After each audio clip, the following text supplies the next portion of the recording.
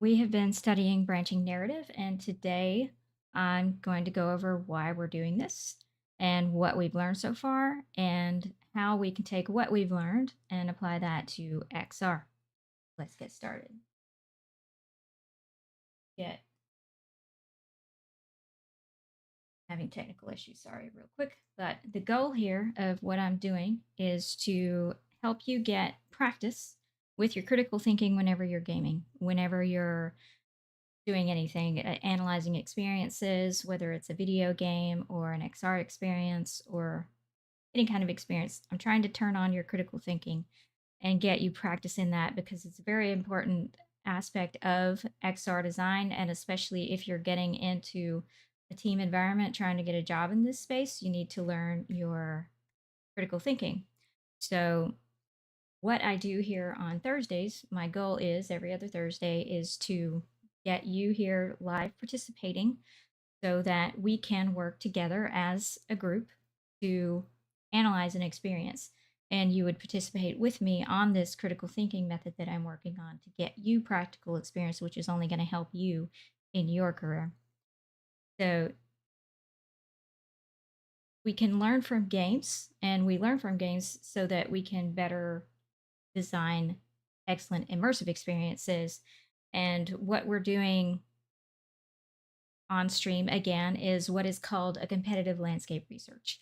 So, besides usability testing, usability research, user research, going out in the field and studying the people that you're designing something for, there's another type of research called that is a part of design research. It's one of the many methods of design research, and it is called competitive landscape research. And that's what we're doing here on stream. Is once we've figured out a problem that we're trying to solve, we will see how other people have solved that problem. And in this case, we are studying branching narrative. So, how have other people solved the problem of branching narrative? That's why we're doing branching narrative right now. This is branching narrative is, or you may have heard the term interactive storytelling or choices matter. This is all the way they do that is through this method called branching narrative. It is a storytelling method where your decisions change the dialogue, they change the story depending on what you've chosen. And this is a very relevant method, not just to entertainment, but also to serious games like VR training or XR training, because I come from the background of VR training with consequences, safety training with consequences. So we would use branching narrative as our way of, okay, if they did the safe things, then they go down this path and the story ends this way. But if they did the not so safe things, not so great an ending. So it was a map of many endings. And I'll explain the types of narrative in a second. But that's what branching narrative does.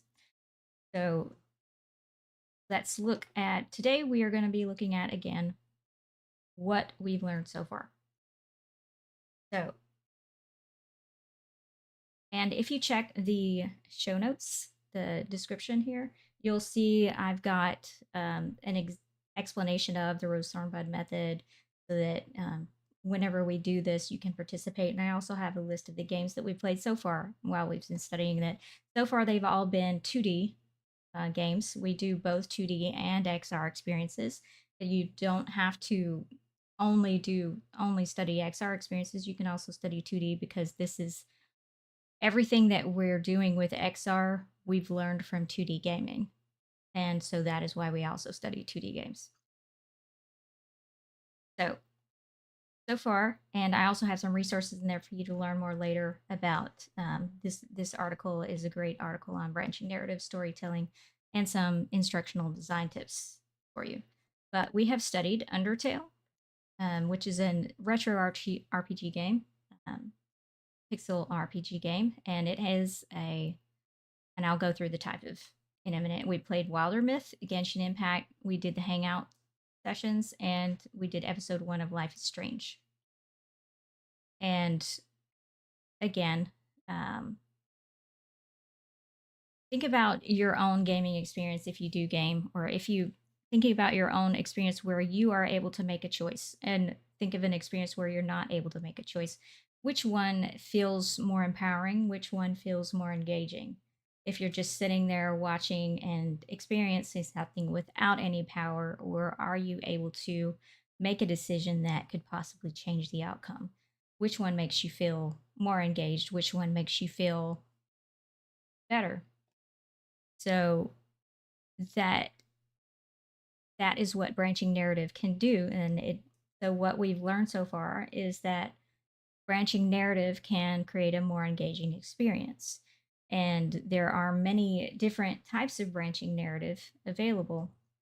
And from what we've learned, and we've just been learning this by playing the games and observing what's been going on in them.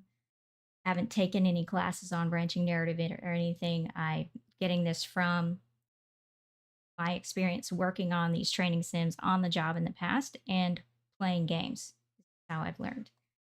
And this is how you can learn with me. But there are different types of branching narrative. There is one type, which is called the string of pearls, where the you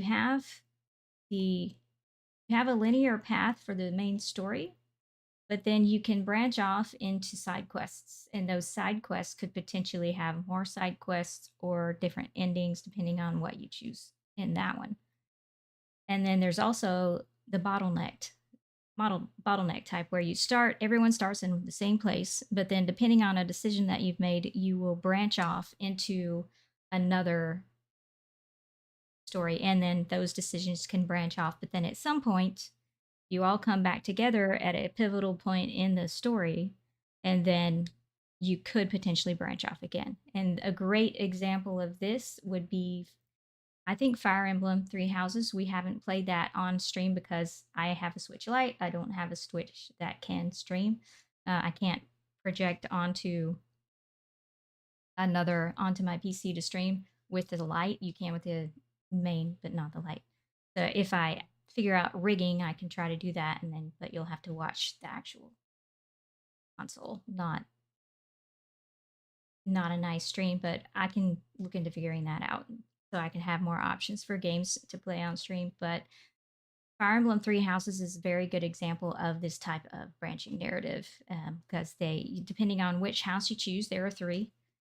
You can go off into completely different stories, but it comes back together again at pivotal points in the story. But depending on what choices you've made affects that pivotal point and who's there, who's not, who's your friend, who's not, and so forth.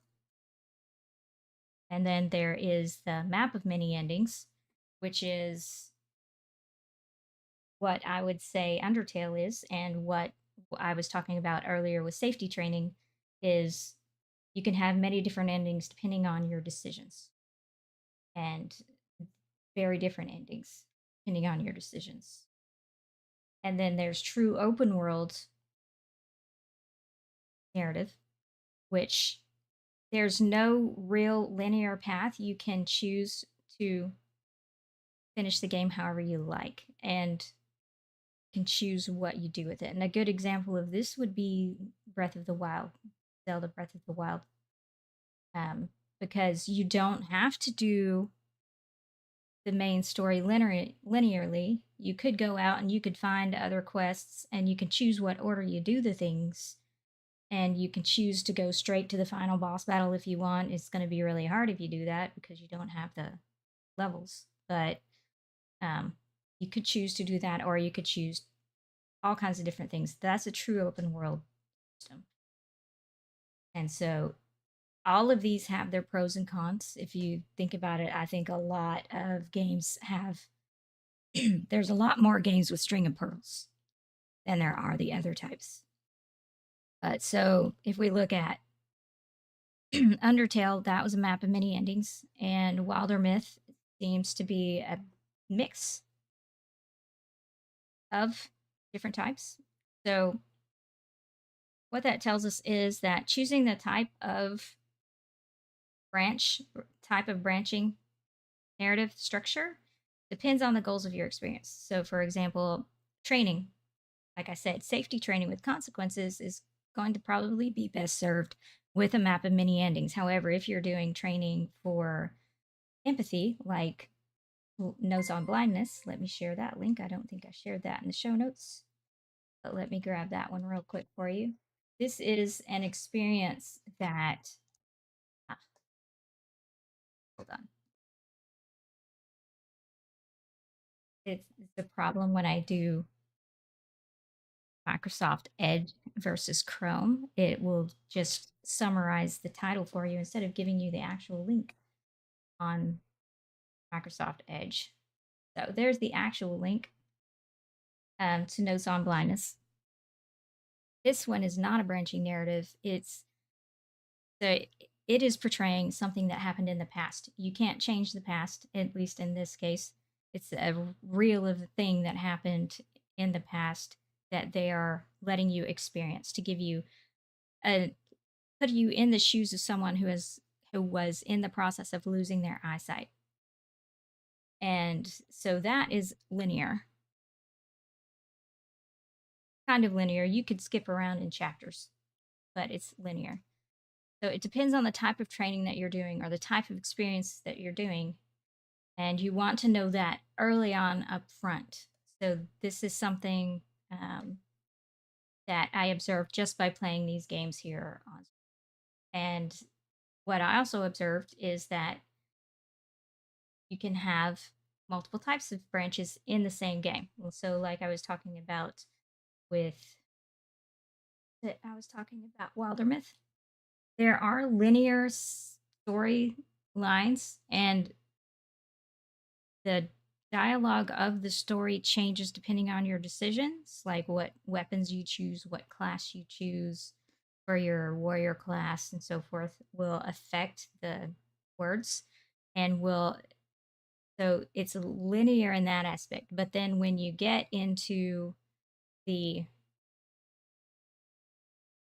world and where you go, your decisions, those are affected by where you go and how long you spend there. Let me try to give you an example of that. So in Wildermyth, I've got our previous play sessions up here. Let me try to find the map. Okay.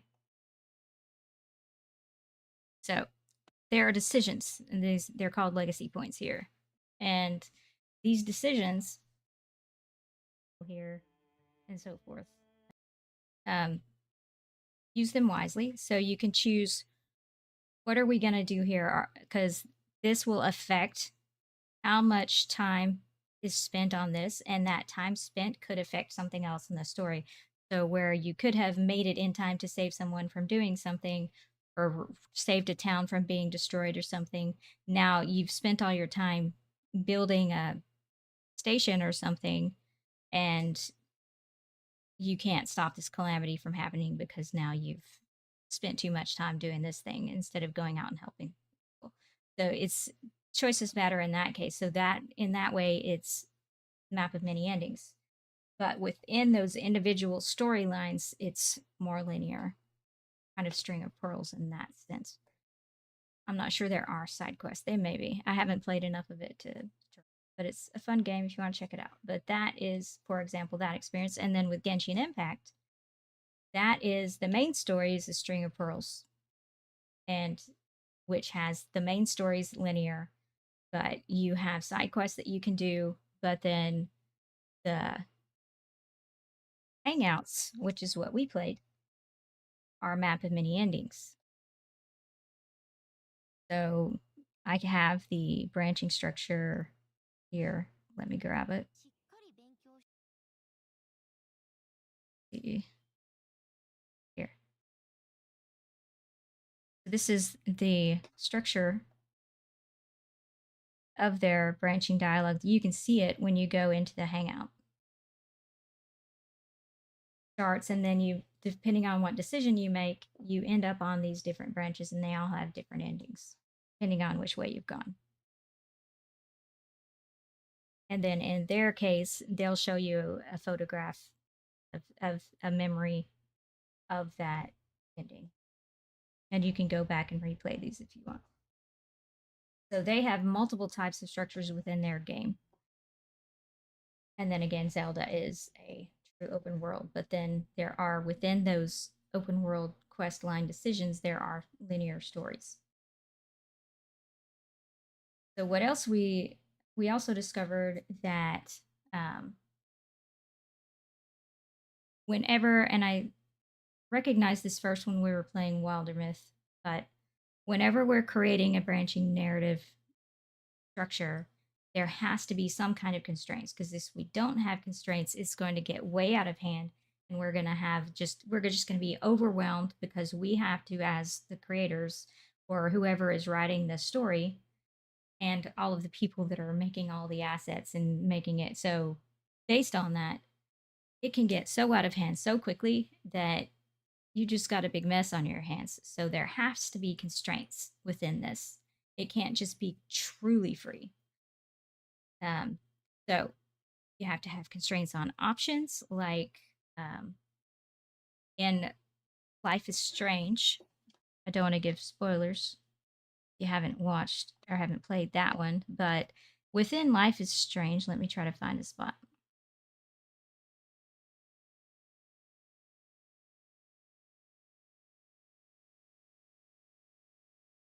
Trying to find a spot. It's around here. I'll mute it so you can't hear it. But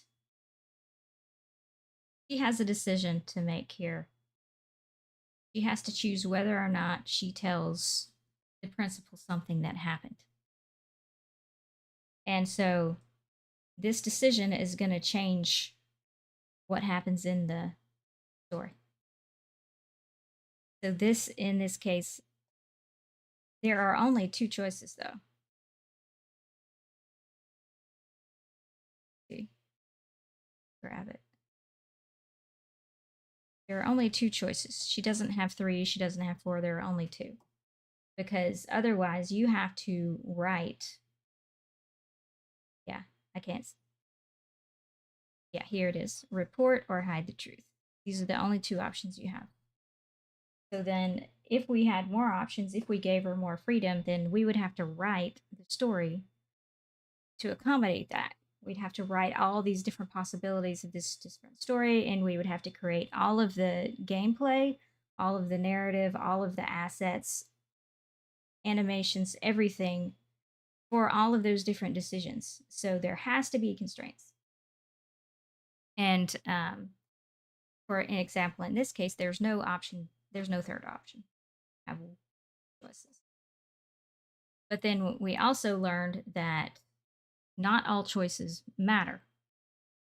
So there are a lot of choices in here. There are little things that are nice, that you choose everything that you do here in Life is Strange, in Genshin Impact, in Wildermyth. You choose everything, and everything affects the story a little bit in some way. Like what you have in your inventory is affected. But that what you have in your inventory doesn't necessarily affect the storyline. Um, not all choices matter. So that adds freedom, and it gives us that feeling of having power and control, but does not affect the game design in a way that now we have to go create all of these different varying dialogues and narratives and so forth.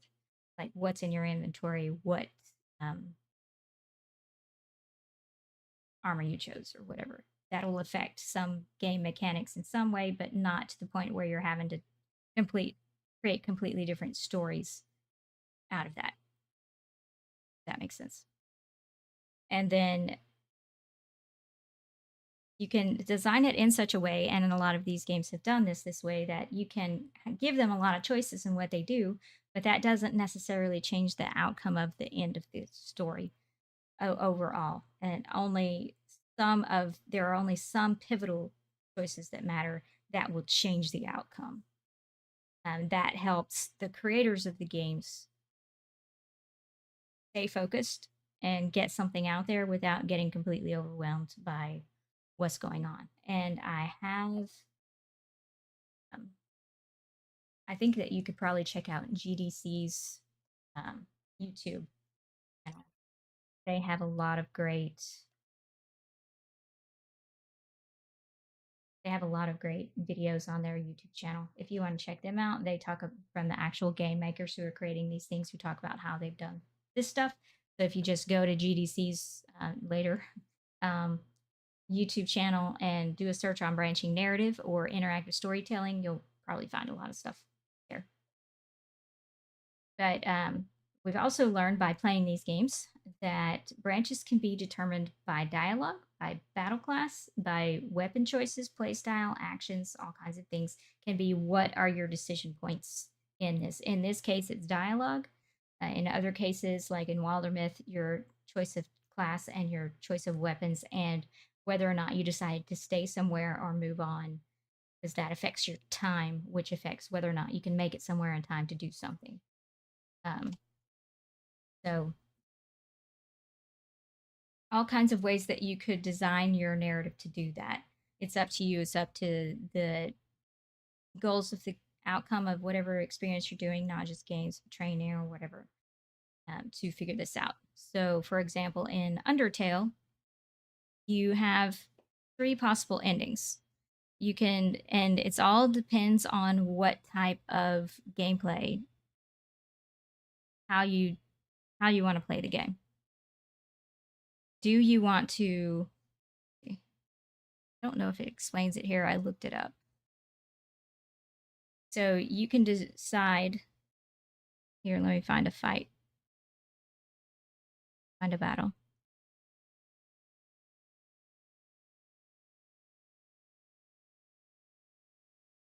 So we can decide here whether or not to try to calm down an enemy or fight the enemy or run away.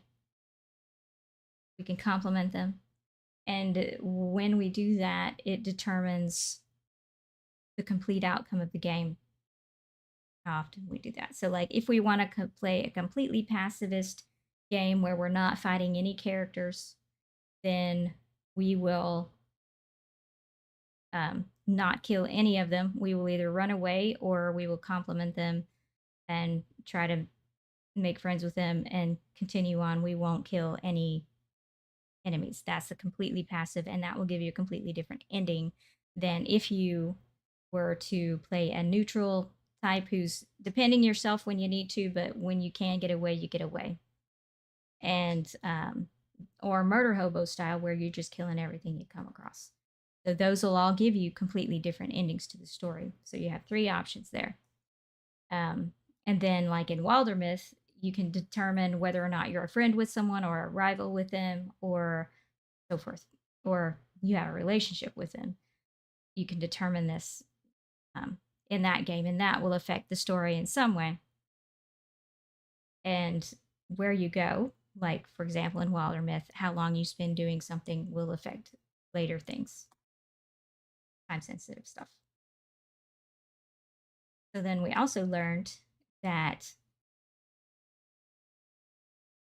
there are some very interesting solutions that people have come up to solve these problems with voice acting. Because if you have voice actors in your branching narrative, like Genshin Impact does and Life is Strange does, then you have to have those voice actors voice act all of that dialogue depending on your decisions. And there could be so many decisions.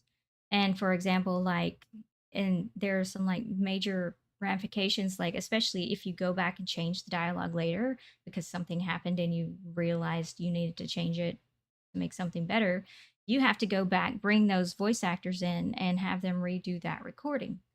So what we realized by playing these games is that there are some pretty interesting solutions that they've given for that. So, like in Genshin Impact, I can't remember where exactly that was, but at some points where you're talking directly to player character, when the characters are talking directly to the player character, they will be called. With that game, you can choose your own name. So you can name your own character. There are a lot of games that do this. So then, but you still have voice acting and the characters talk to you. How do they address you when there are thousands of different options, millions of different options for your name? How do they handle that? So in Genshin Impact, for example, they will give you a title. So your title in Genshin Impact is Traveler. So instead of saying your name, they will just call you Traveler. And so that solves the problem of the voice actor trying to figure out, okay, how many possible different name combinations are there out there in the universe? Let's record one for each. That's impossible. But they can give them a title and then they can just call them the title. And then the dialogue box says your name as you entered it. So that's a solution that a lot of games do. And Persona 5 does that as well. If you ever checked out Persona 5. But some people don't have any voice acting at all, but they will use lighting and sound effects and to convey the tone and the mood of what's going on. And Undertale does this with their sound and their lighting and their music. And Wildermyth does this. There's no voice acting at all. And sometimes voice actors, and you'll see this in Breath of the Wild, and I haven't played Tears of the Kingdom yet because I'm still playing Breath of the Wild. I finally got it. But they have voice actors, and those voice actors will play out the cutscenes, which you can't affect because it's all in the past. That are just memories coming up from the past. So that dialogue is played out with voice actors. However, when you're out playing in the world, because there's so many options and so many decisions that you can make, that's kind of impossible because of that true open world nature of the game. It's kind of impossible to um, and it's kind of impossible to do voice acting for all of that. So instead of doing that, they will say simple words like "hey" and "uh." They'll do very simple things with the voice acting to convey tone, and then the dialogue will say the actual dialogue of what's going on. That gives you that feeling of, yeah, I'm hearing this person say this thing. And it's really interesting how it works on your brain because you immediately convey that tone to what you're reading. It's a very good way of doing it and handling that, all those different possibilities.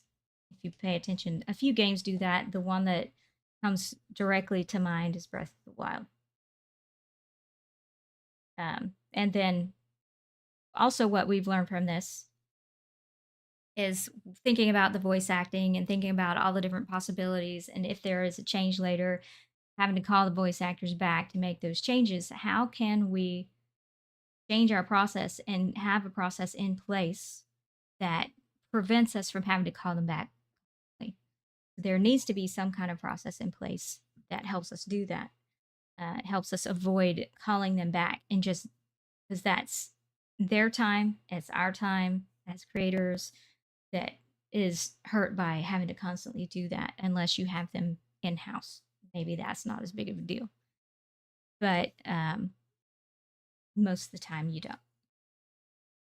So you so thinking about this from my own experience, I would say you don't want to do the voice acting recording too early in the process, but you do want to do it early enough that your sound design and your QA people have enough time to your beta testers and all that have enough time to experience it and design it and get it all set up and everything, but not so early in the process that you're going to have to keep calling them back because you haven't nailed things down as well. And that's one of the questions that I have out there for game designers in bigger games is how do you handle that? Um, how do you handle that and have that process in place so that you're avoiding that as much as possible? Can't always avoid it. So like if you're doing like Final Fantasy 14 is a great example of this for whenever they're retro changing their previous expansions, um, and they're retro changing A Realm Reborn, which is their first that's 2.0. I think their first big expansion is that they're retro changing that to get rid of a lot of the fetch and retrieve quests, to just make it the story because it's very long. And so they're trying to like clean it up and make it better. It's over 10 years old. So expectations have changed on games. So they're going back and retrofitting it so that it doesn't hinder people from getting to the rest of the story, which is actually very good. They improve every expansion. So they're retrofitting that. So then that means they have to change some voice acting. And that was 10 years ago. Now what? So they had to come up with some solutions for that. And I have noticed sometimes in their games that they will um, just not have voice acting. They'll just remove the sound clip from that spot and just have the dialogue. And you can notice it, and it's not ideal. Um, for the content that they're cutting out, it's not a big deal unless there's some kind of decision that you made, some kind of quest you had to do to go fetch something. Then it'll say, "What? I didn't do that." But now they have to go and change all that dialogue because they cut that out. So that was a big ordeal. I'm sure I would love to see a talk from them on how they handled that and why they made those decisions. But from what I see in the game, they have just cut the dialogue, voice acting out, and just had the text dialogue there without any voice acting in those cases, is what I'm saying. So they don't have to call the voice actors back in unless it's something really big. And then I also learned by playing this Genshin Impact game, I think it was in this first one, is that some things can really get lost in translation. Here it is. So, for example, the way she's speaking is very old Japanese. And whenever they translated that into English, it's not old English, it's modern English. So now something got lost in translation because why is she speaking old Japanese? Because even though she does not look it, she's over 100 years old. So she speaks in an old language, whereas the English is normal English. So that very much got lost in translation as character development and building that she's actually much older than she looks. So whenever we do translation, and maybe they did it and maybe it's just a problem with English is boring, so it doesn't change as much, but our colloquialisms and our slang does change quite a bit pretty often. But translation needs to be done, and we've learned by observing this that the translation needs to be done by local first language speakers. So native speakers of that language. So if you're doing an international game and you're going to translate that with voice acting into other languages, then you want people there that know that language and can properly translate those little tiny things that are going to get lost in translation into something that is appropriate to get the same feeling. You need locals to do that. Otherwise, some very key things or some like important character development things could get lost in all of that shuffle of translating. And we saw that here with her and her speech because I recognize that she is speaking old Japanese because I studied Japanese. She's speaking old Japanese, whereas the English is normal modern English. Even though the game is actually in Chinese. So I don't know. I haven't played it in Chinese, so I don't know Chinese enough to know how that would be. But I'm playing it in Japanese, so I'm noticing that. Um, and then also, whenever you're choosing your language, and let's see, I think Undertale has an example of that. Let's see.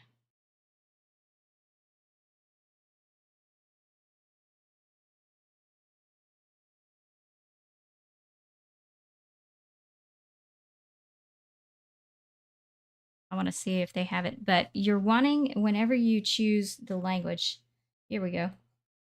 You want the language to be in the language that they speak. So some games will have all of the languages listed out in English, Italian, Japanese, traditional, what's it called, modern Chinese.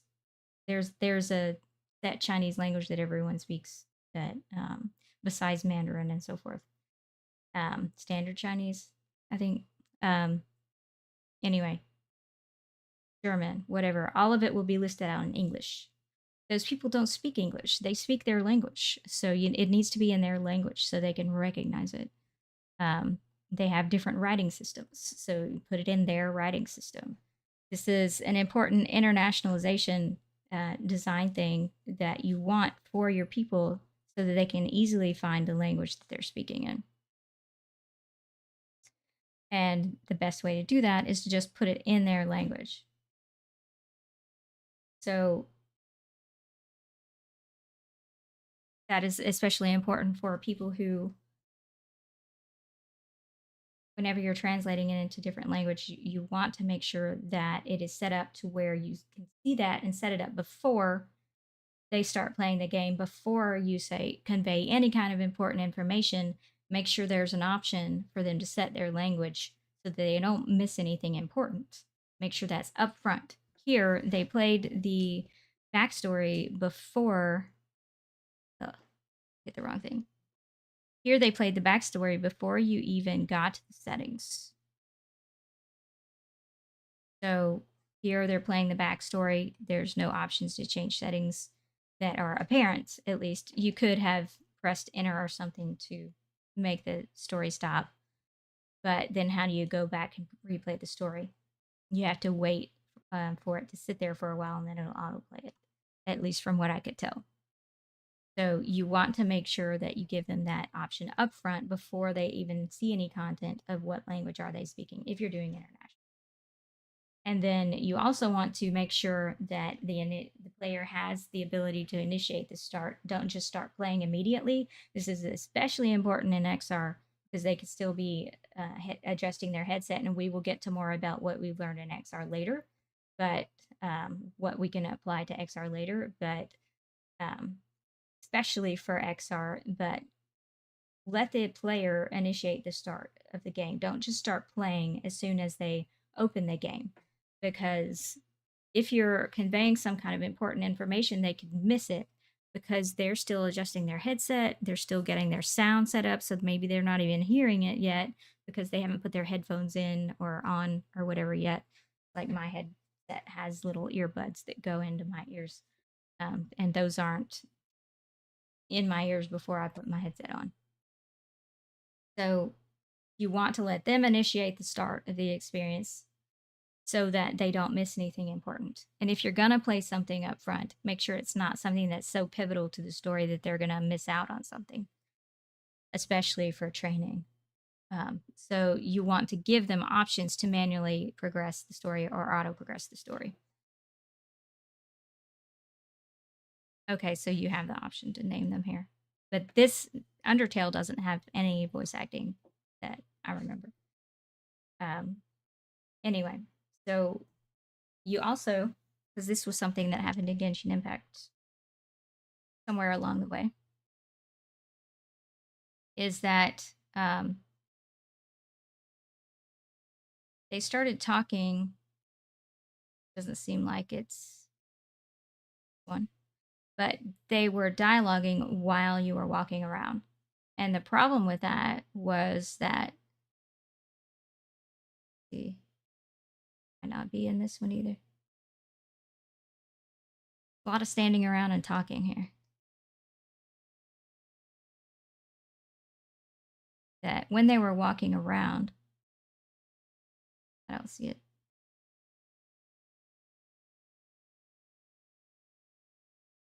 There was dialogue while they were walking. So I can't find it, but at one point in here, there was dialogue while they were walking. So you want to weigh the pros and cons of doing that because they could miss something important while they're moving around, especially if they're not a first language speaker of that thing. Like, for example, I was playing it in Japanese, so I have to read the subtitles to make sure I understand what's happening. But if they're having dialogue while the character's moving around, I'm watching where I'm going, I'm not reading dialogue. So that is especially important for XR and especially important for mixed reality or augmented reality XR is that you want to weigh the pros and cons of talking while they're moving because they could miss something really important because they're moving around and they're paying attention to where they're going, they're not paying attention to dialogue. So this is one of the best practices that you want for XR is to always have text with your voice and vice versa. Not well, you don't have to vice versa because we talked about that, but always have text accompanying voice. Don't just rely on voice because they could miss something very important. And if they're a second language or if and plus the manual progression because this lets them read and take their time and understand because there could be a lot of external distractions going on and we'll get to that in a second. But if it's possible for them to miss something really important, especially for training or for a major story, you probably don't want to have that dialogue going on while they're moving. You want that to be um, with them standing still and paying attention to the dialogue. So, if it's possible for them to miss something, then consider just doing chit chat that helps the story and gives you a little bit of lore or something, but doesn't necessarily hurt the outcome of their understanding. And then, depending on the mechanics and the goal of your game, this is going to affect your decision on whether or not you do this. Because, for example, in Life is Strange, there's a lot of background dialogue going on around the characters. Let's see, like here in the classroom setting at the very beginning. There's a lot of dialogue going on, different people talking.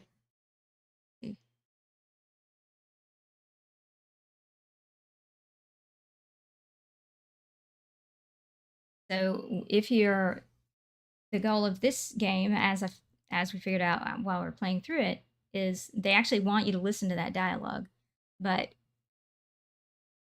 they don't have it set to where you have to pay attention to it. It's a choice. It's a part of that mechanic that they have in the game of are you able to listen and glean information because that may affect your choices.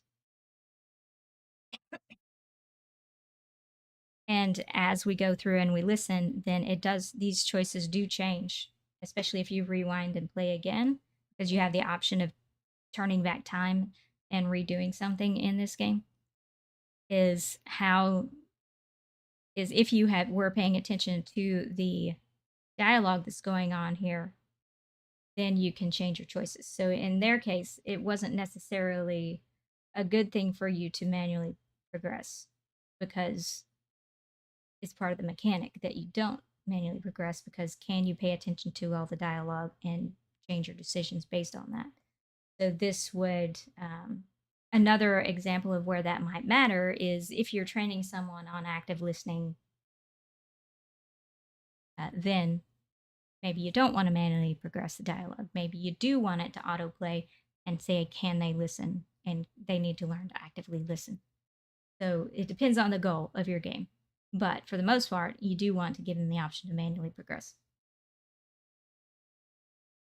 And that is what we have figured out so far from gaming. Did you have any aha moments or questions? You feel free to type those in the comments and I will pay attention to them if you haven't been um, typing in the chat. We'll pay attention to that.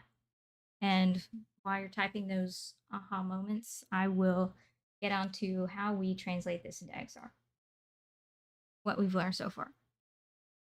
So again, you want to decide whether or not to use voice actors. Again, it depends on the goal and the type of the game, the type of experience that you're creating here, whether it's training or what you're you can decide that there are creative ways of solving that problem of creating tone without having voice acting, because it is a budget thing as well. And then you also want to pay attention to your design patterns. And I didn't talk about that up here in all of the what we learned so far, but there are some important design patterns that go along with dialogue boxes and dialogue options. And a good example of that is in Genshin Impact. Found a commentary about localization for voice actors. Very interesting. Yeah, I'm.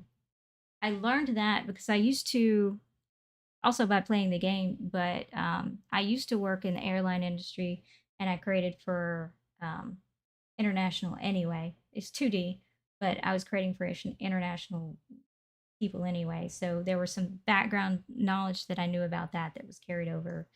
But yeah, if you observe the games, you can and think critically about them, you can kind of figure out some of these things. But again, it also depends on your background as well. But yeah, very interesting and very important. Um, the there and how are you doing today, by the way, Leslie? Let's see, design patterns here. So I talk about it here in this video, but if you pay attention to these dialogue boxes, so what are your thoughts about dialogue text that rolls out, usually some kind of sound effect while the voice actor speaks? Are you meaning like just a dialogue dump or what? Or narrative that they're telling a story that's scrolling, kind of like Star Wars or something. Which thing are you talking about?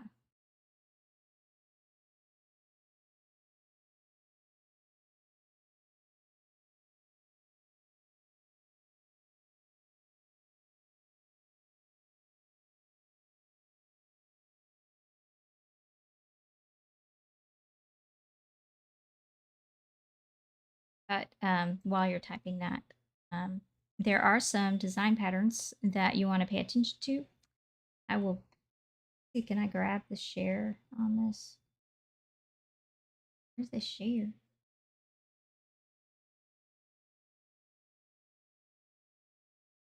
Um, see the share. Um, how the words appear letter by letter in a letter by letter. Okay. That can be disconcerting. And sometimes when that happens, I have a hard time paying attention. I don't know about other people, but sometimes I have a hard time paying attention to that. So if you're going to do that, you're going to want to follow best practices for closed captioning. And you'll probably find those online.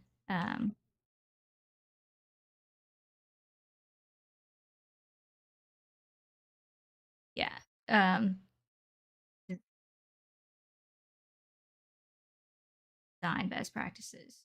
So if you're going to do like that, you would want to follow closed captioning, subtitles, best practices. So here's an article on that.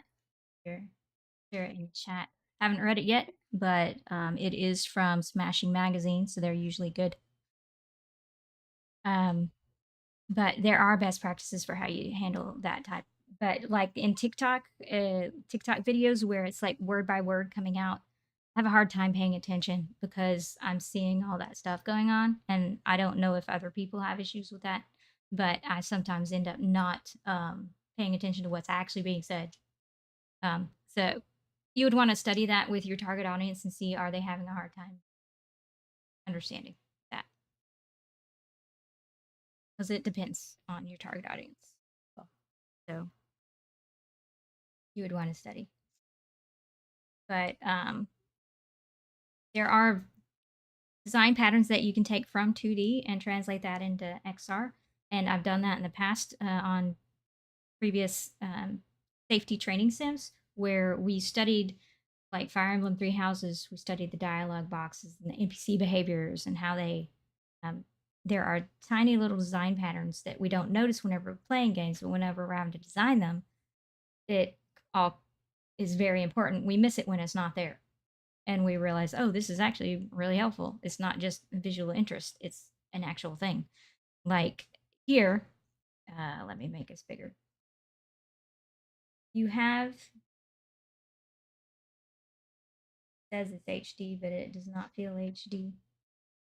So you have the name of the person that's talking. There's the title here because we don't know who Mata is. Somebody we met, it's a stranger. Um, and they have the dialogue that's here. It's kind of wide. There are like you want to keep your text width 800 pixels max for easy legibility on 2D. Um, but this it has the actual dialogue, so it's accompanying the voice.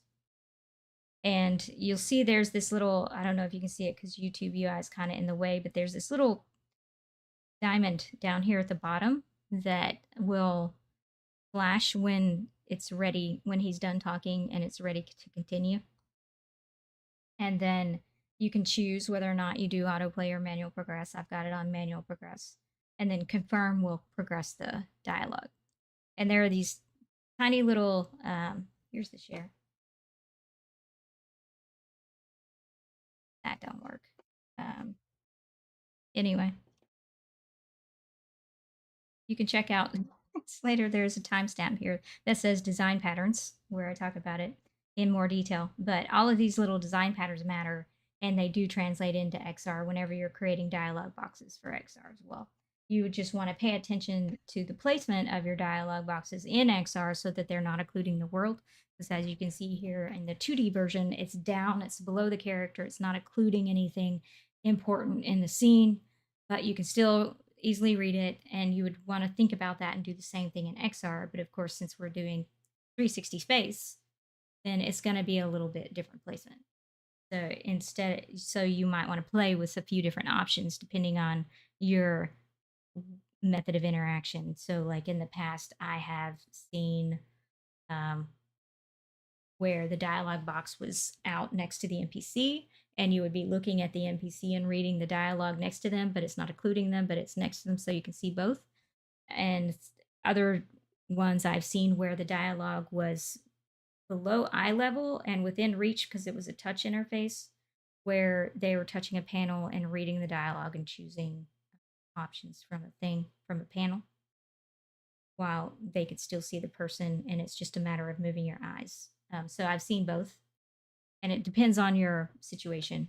Because like with where you'd use that laser raycast or pinch or whatever, depending on your headset, to select out next to the NPC versus in front of you. And you would want to test it for weirdness because if you have multiple NPCs, then your dialogue boxes could be moving around, which can be weird. So you would want to think about placement, and you would want to try some different things because you could have some, if it's bouncing around all over the place, that's weird and that's going to be hard for people to follow. So then maybe you do want it down in front of the player instead of next to the NPC, depending on how many NPCs you have and stuff. So you would think about that way for XR.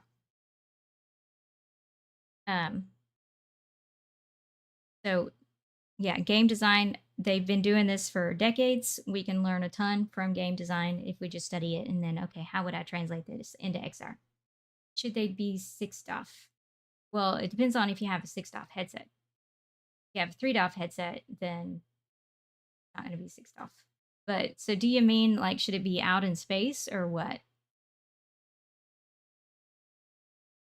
What do you mean by 6 DOF?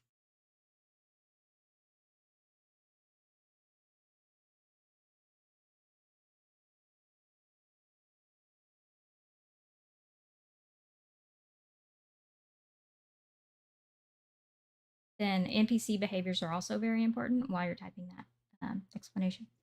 NPC behaviors are also very important because if you pay attention here to this NPC, they're looking at the person they're talking to and they're giving gestures and so forth. They're not stiff, they're natural. They probably used body tracking model rigging for their animations. So it,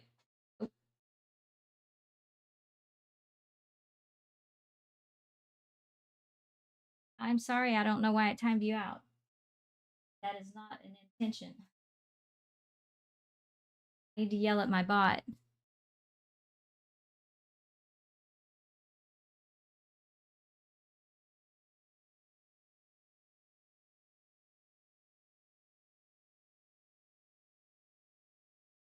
Yeah, I don't know why it did that. I'm gonna have to yell at my bot later. Um, I can read it over here. So, if the headset is compatible, should the design move with or be stationary, um, so that the participant can move closer? Okay, but depends on your. I don't know how to yell at them through here. I'm gonna have to do it later in the back. Sorry, that was not intentional. Why I did that, but so like following you around. So it depends on your situation. So, and I actually just released a video today on panels that follow you around. So you might want to check that out after this. But with if you're in a training situation where you're just going to be standing still, then it would just be in front of you anyway. But you would want it to kind of be in relation to the person, and people are different heights, so there's going to be a challenge of placement of the dialog box to match people's heights. If there's a way of doing that percentage wide with coding, that would be better. But there are some, if you study interior design, you'll see that there are certain placements for kiosks and so forth for human beings. So, like, based on height, it's a book called The Measure of Man and Woman. I forgot the name of the person that wrote it, but it's an interior design book that will give you the measurements of all kinds of heights and sizes of humans, and what kind of things they're interacting with. So, desktops versus kiosks versus upright displays, and what are the angles and the heights based on percentiles of people. Like I'm in the lower 1%. So I'm going to be very different than someone who's in the upper 1% of height.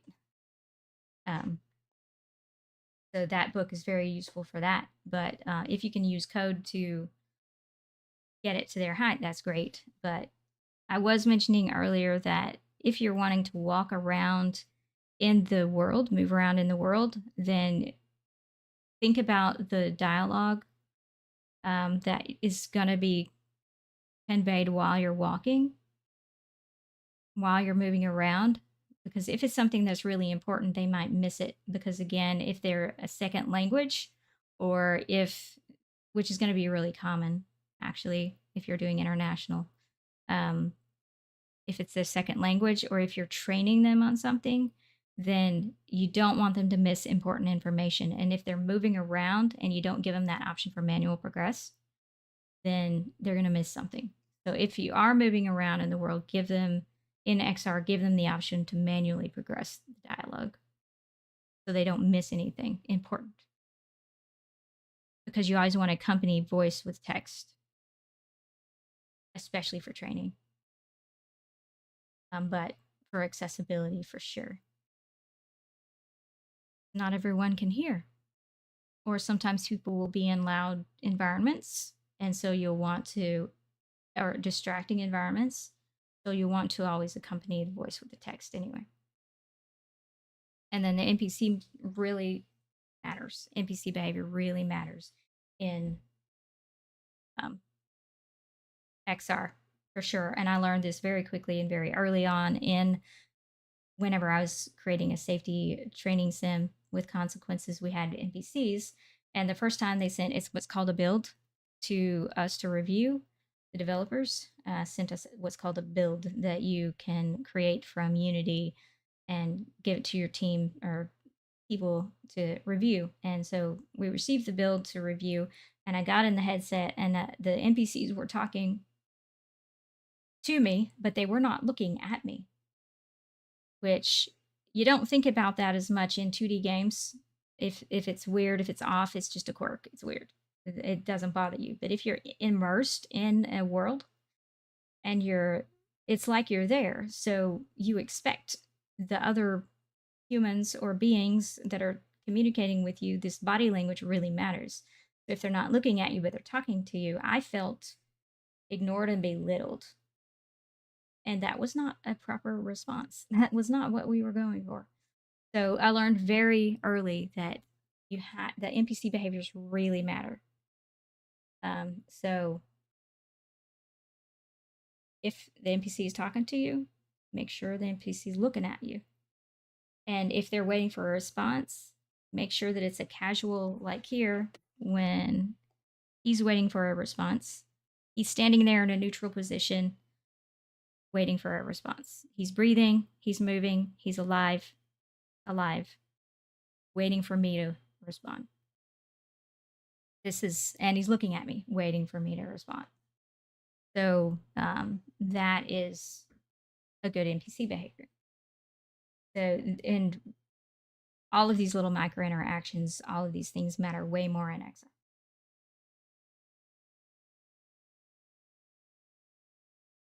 I'm annoyed with my bot now. I'm really annoyed that my bot did that.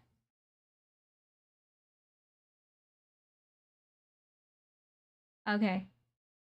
I will definitely yell at the bot.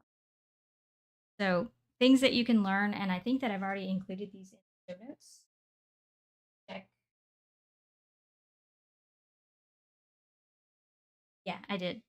So if you check the show notes, you'll see the links to these things. But the best practices that I've written so far on these things is cross-platform design. So designing across like PC versus XR versus even within the headsets, Quest versus Vive, and so forth. There's some cross-platform design that's going to happen, and you need to make sure that you're accounting for all those different things so it's a good experience for the different people. And then training, if you're doing training, you're going to want to follow the training best practices. So I've included the link to that here on how to create effective training experiences in XR. And then you're also, for your dialogue boxes and stuff, head comfort zones really matter. So placing those things within an area where you're not straining your neck. Because if you think about it, think about your cell phone, and when you're using your cell phone or your watch and you're looking at those things and your neck goes down, it starts hurting after a while, right? So with a VR headset, you've got quite a bit of extra weight on there besides just your normal neck. So if you're placing something outside of a head comfort zone where their neck is not in a neutral position, that's going to be even more neck strain than with just your phone or your watch. So you want to pay attention to those comfort zones, and there are certain placements that you have, and I talk about it in that video, of the placements for elements that are important that people are going to be looking at for long periods of time. For example, dialogue boxes need to be within that head comfort zone so they can keep their neck in a neutral position so that they're not causing neck pain in their headsets, especially until they get more comfortable. But even then, it still matters because cell phones and watches still hurt our necks. So there's a certain range that you want things to be in.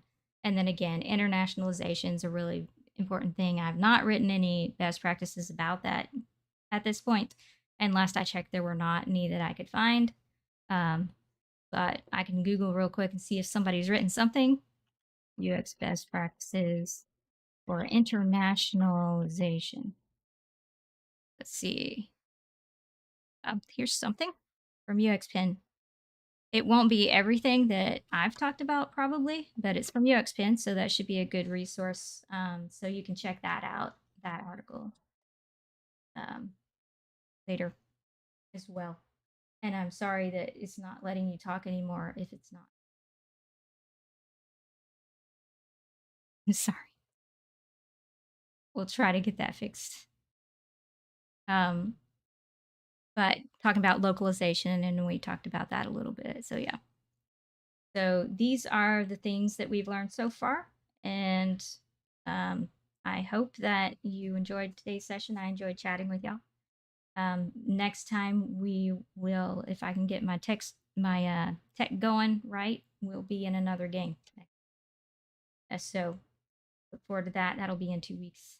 Listening. Okay, great. I will try to get that fixed before next time. We will see. Um, so yeah, I will. Thanks for hanging out. And again, you can learn more. All the show notes. Check the show notes for all the learn mores. And I will see y'all next time. Thanks for hanging.